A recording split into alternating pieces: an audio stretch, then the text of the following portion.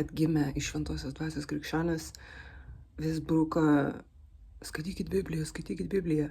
Žmonės, nes Biblija yra taip parašyta, kad kai tu skaitai, tu nebegali ignoruoti savo sąžinės balso. Ir tu supranti, kad Dievas nėra toks, kaip religijos kūrė. Dievas nėra toks, kaip kad jūs patyrėt per tam tikrus žmonės praeityje. Jūs gaunate tikrą Dievo paveikslą. Bet šitos eilutės yra tiesiogiai. Ir čia nėra nieko užslaptinta. Dievo žodis yra gyvas ir veiksmingas, aštresnis už bet kokį dviašmenį kalaviją. Vadinasi, nėra aštresnio ginklo negu Dievo žodis. Dabar apie kokį mes aštrumą ir ginklą kalbam. Jis, tai tas aštriausias dviašmenis kalavijas, prasiskverbia iki pat sielos ir dvasios atšakos. Aš tai pavadinčiau sąžinę. Iki pat tavo širdies gilumų, iki pat vidaus. Pasiekia tavo giliausias mintis, iki sąnarių ir kaulų smegenų ir teisia širdies mintis bei sumanimus. Tas žodis teisia nėra blogas. Teisti vadinasi suvokti, ar tai yra gerai, ar tai yra blogai. Ir būtent tai Dievo žodis ir daro. Šiaip Dievo žodis yra Jėzus, bet dabar sakykim, kad Dievo žodis yra Biblija. Tai, užverčiau. Nepanikojam, radau, atsiverčiau. Toliau. Ir joks kūrinys nėra paslėptas nuo jo žvilgsnio, bet visa yra nuoga ir atidengta akims to, kuriam turėsime duoti apyskaitą. Net indai nukrito perskaičius šitą eilutę. Čia sako, kad viskas, kas vyksta pasaulyje, yra matoma ir žinoma. Yra eilučių Biblijoje, kur yra sakoma, kad kiekviena mintis yra žinoma ir Dievas žino, kada tu atsisėdi, kada atsistoji ir kada atsiguli. Tai ta prasme, ir ne šiaip nuodėmė, aplamai, kai darai kažkokį piktą darbą, ar ne, ta prasme, nedorą. Ir vėl, jeigu tu lygini save su žudiku, taip, tu esi geras. Jeigu tu lygini save su Kristum, tu nesi geras. Suprantat, nes Kristus nepadarė nė vienos nuodėmės. Dėl to mes jį sekam. Mes nesam kažkokie išprotėję fanatikai. Tiesiog yra vienas žmogus, kuriam pavyko šitoj baisioj žemėj valdomai šėtono. Čia yra šėtono kunigaikštystė. Ta prasme, čia dar kita tema, bet aplamai vien tai, kad prostitucija jau net nebėra problema. Daug yra labai tokių temų, kur, kai pradedi skaityti Dievo žodį, tai pradedi pastebėti, kad Jėzus iš tiesų buvo ir jis iš tiesų padarė visai žmonijai, išgelbėjo visą žmoniją. Bet neužtenka tik lūpomis išpažinti, nors yra tokia eilutė. Matai, jeigu tu iš širdies išpažįsti lūpomis, kad Jėzus Kristus yra viešpats, kaip atsitiko man, tai yra neišvengiama atgaila. Bet prieš tai, kad tu tą išpažintum, tu turi suprasti, ką Jėzus dėl tavęs padarė. Tai šias dvi eilutes trumpinant, praktiškai, jeigu tu pradėsi skaityti Dievo žodį, jis yra gyvas ir veiksmingas, aštresnis už bet kokį dviašmenį kalaviją. Žodis tau atvers akis apie tavo paties sielos padėtį. Ir toliau joks kūrinys nėra paslėptas. Ir mes turėsim duoti apyskaitą.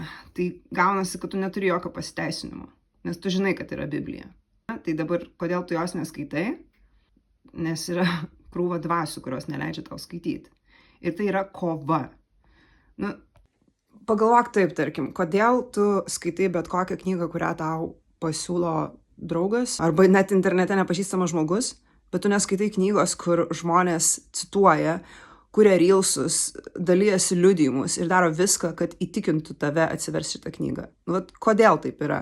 Kodėl Jesus Christ yra naudojama kaip keiksmažodis ir dabar net ir Lietuvoje atėjo? Man sunku patikėti, buvo toks renginys ir vedėjas ant scenos lietuviškai kalbėdamas pasakė, Jesus Christ, kaip tai gali būti? Vienintelis žmogus, kuris išgelbėjo tavo sielą, nuo pragaro. Nes mes su savo darbais nusipelnėm tik pragaro. Supuvę mūsų darbai. Vien nuodėmės. Prasme, iki kol žmogus atgimsta, yra vien nuodėmės. Ir reikia to dvasinio atgimimo, kad gautum Dievo dvasią ir gautum Dievo akis, Dievo protą. Tai nereiškia, kad tu tampi Dievu tu tampi Dievo vaiku. Bet tu gauni tas Dievo savybės, kurios tau padeda gyventi šitam pasaulyje, kaip Kristus gyveno. Taigi, turėdami didį vyriausiąjį kunigą, praėjusi pro dangus Dievo sūnų Jėzų, tvirtai laikykimės išpažinimo.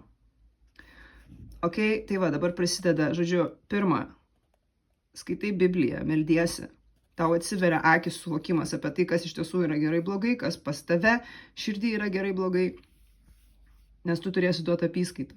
Tau reikia tirti savo širdį, teisti širdies mintis bei sumanimus, ok?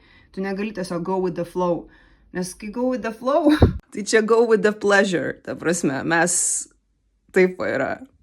Go with the flow yra go, tipo follow the pleasure.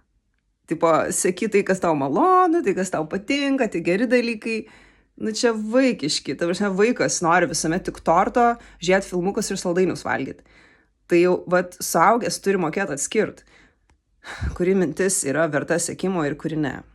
Jėzus mums yra duotas vyriausiasis kunigas. Ok?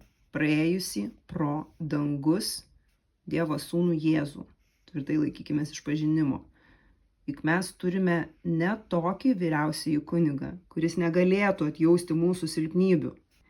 Nes jis buvo žmogaus kūne. Okay? Vadinasi, visas pagundas jisai supranta, 100% tave supranta. Įsivaizduoji? Va, ta prasme, visas ten, nesvarbu, ką tu jautėjai šitam pasaulyje, va, Jėzus jautė tą patį ir jis nepasidavė nuodėmiai. Jis eidavo pasninkaut, melstis, jis visą laiką buvo santykėje su Dievu. Ir jis nepadarė nuodėmės. Ir dėl to jį nužudė, nes žmonės netikėjo. Sakė, kad neįmanoma. Tipo, sumaišė, kad jisai vadina save Dievu. Nors jis iš tiesų buvo Dievas, jis buvo Dievo sūnus, bet, ta prasme, bažnyčių vadovai net pažino Kristaus. Čia yra žiauru, kai tu pagalvoji, čia yra antiek žiauru. Bažnyčių vadovai net pažino Kristaus. Ir dabar jie net pažintų Kristaus. Nes ne ėjimas į bažnyčią išgelbėjo tavo sielą, o žinojimas Kristaus, koks yra Kristus. Ir įžvalgumas, kurį tu gali gauti tik atgimdamas dvasia. Juk mes turime ne tokį vyriausiąjį kunigą, kuris negalėtų atjausti mūsų silpnybių, bet kaip ir mes, visaip gundyta, tačiau nenusidėjusį. Todėl drąsiai artinkimės prie malonės sosto, kad gautume gailestingumą ir rastume malonę pagalbai reikiamų metu. Malonė nėra, kad tu gali toliau nuodėmiauti ir Jėzus tau atleis. Malonė yra, kad kai tu nusidedi, tu gali tuoj pat atgailaut ir tu toliau turi santykį su Kristum. Bet po to nukritimo, po tos nuodėmės, tu turi klausti Jėzaus, ką daryti. Ir jis atsako. Ir va čia ir prasideda Jėzaus mokinystė. Aš tiesiog labai džiaugiuosi, kad galėjau jums šitą paaiškinti. Aš visiškai nebuvau pasiruošus to, bet pasirodo, galiu išaiškinti raštą. Aš labai tikiuosi, kad šitas video kažką padrąsins atsiversti Bibliją. Jeigu jūs jau esate atgimęs ir dėl gyvenimo sunkumų kažkaip nutolote nuo tikėjimo, tai galbūt irgi jūs padrąsinsiu. Kviečiu sekti mano puslapį. Aš dalinuosi savo kūrybą, piešiniais, kuriu reelsus, laiks nuo laiko parašau kažką ir kartais susuku video tokį kaip šį. Šiaip tokį kaip šį, tai čia pirmą kartą, man atrodo, tokį padariau per 6,5 metų. Tai va, o galvą aš dengiuosi, nes moteris turi dengtis galvą, kai jinai meldžiasi. Tai nėra mano asmeninis įsitikinimas, tai yra parašyta Biblijoje, bet moteris nenori to daryti, nes joms yra svarbiau plaukus susišukuoti, susibiguduoti, prisipurkšti laku, nes iš tiesų plaukai yra labai pagražinantis moterį dalykas. Jo, bet... ir šiaip aš nesidengiu plaukų visą laiką dėl to, nes dabar Vilniuje yra pilna musulmonų, tai tiesiog jeigu aš išeičiau užsidengus galvą, mane palaikytų musulmonė. O aš to nenoriu. Tai va, aš noriu rodyti Kristų darbais, o ne išorę. Būkit palaiminti. Gražaus šeštadienio.